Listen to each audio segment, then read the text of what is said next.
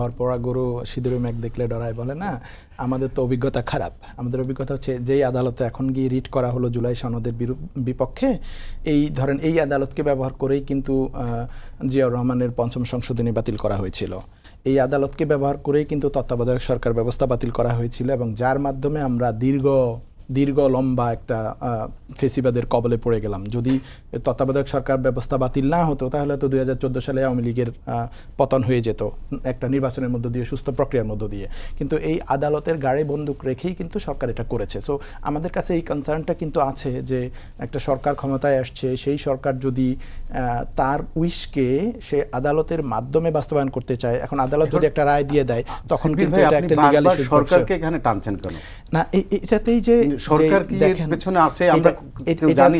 এটার লক্ষণ দেখে আপনি বুঝবেন। দেখেন, নির্বাচন হওয়ার পরপরেই বিএনপির কয়েকজন সংসদ সদস্যরা বা মন্ত্রীরাও এরকম কথা বলেছেন কেউ যে আমরা তখন গণভোটের পক্ষে গিয়েছি চাপে পড়ে, যা না হলে নির্বাচনটা দিবে না। এই জন্য কেউ বলেছেন, বিএনপিপন্থী বুদ্ধিজীবীরাও বলেছেন যে আমরা গণভোট মানি না, এটা অসাংবিধানিক বা এটা সেটা বলে, অথবা এই সংস্কার মানি না, এরকম কথা কেউ বলেছেন যে আমরা এই সংস্কার চাই না, আমরা চাইতাম না কিন্তু চাপে পড়ে এসেছি। তো এটা একটা ইন্ডিকেশন যে সরকারের হয়তো সবাই না, সরকারের কেউ স্ট্যান্ড হয় না, দলের তো একটা সিদ্ধান্ত আছে, রাইট? সরকারের কেউ এবং না ভোটের আপনি যদি দেখেন, যদিও ভাই বলেছেন যে তারেক রহমান সাহেব পরবর্তীতে নির্দেশনা দিয়েছেন হ্যাঁ ভোটের পক্ষে, কিন্তু আমরা দেখেছি 32% না ভোট, 30-32% না ভোট পড়েছে।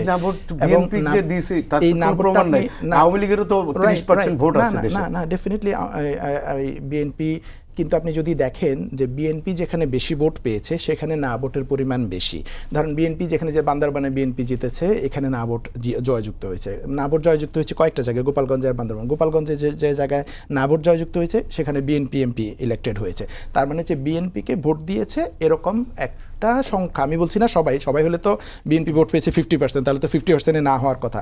যেহেতু বিএনপি 50% ভোট পেয়েছে আর বাকি 50%-এর মধ্য থেকে 50% আসলে বিএনপি থেকে অ্যাটলিস্ট 20% না ভোটের হ্যাঁ ভোটের পক্ষে ভোট এসেছে। তার মানে বিএনপি সবাই না ভোটে দেয় নাই। তার মানে বিএনপিকে যারা সমর্থন দিয়েছে তারাও হ্যাঁ ভোটের পক্ষে সমর্থন দিয়েছে। তার মানে তারা বিএনপিকে যে 2/3 মেজরিটি দিয়ে ক্ষমতায় এনেছে, অ্যাট দ্য সেম টাইম তাদের একটা অংশ কিন্তু বলেছে যে আমরা এই সংস্কারগুলোও চাই, আমরা গণভোটে হ্যাঁ ভোট দিলাম।